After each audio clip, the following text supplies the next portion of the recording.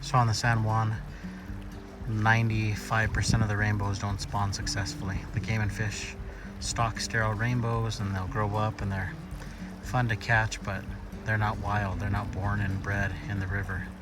They'll still try to spawn, but for the most part, they're sterile. The browns, however, are all wild, so they're all born and bred and raised in the river.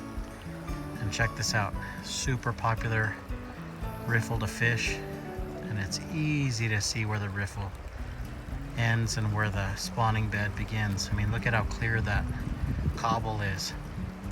That's where a mama brown trout has worked her ass off to clean the dirt and the silt so that she can lay her eggs in the middle of all those rocks, and they can get sort of oxygenated and protected until they're ready to hatch. So this is at the top of that spawning bed, and in front of me there are some like 3 or 4 super nice mature brown trout going through the motions of spawning.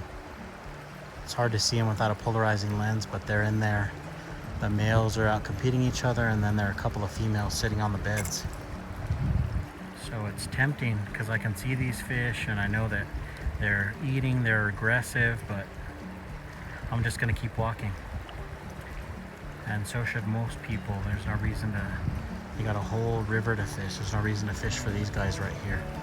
I know it's tempting. Some of the biggest fish in these rivers can be on a spawning bed, and they're not available at other times of the year until they get the urge to move into the shallow stuff and spawn. But it's unethical to fish for them. And besides that, I mean, you're taking a fish away from an activity that is essentially going to grow other fish, and that means that you're taking them away from the chance to make more fish on the river to reproduce.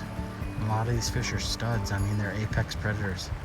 They're the kind of fish that you want to pass on their genes. And if you're fishing to these reds and pulling them off these reds, and the milt is coming out and the eggs are coming out when you're taking pictures, then you're just ruining that whole cycle.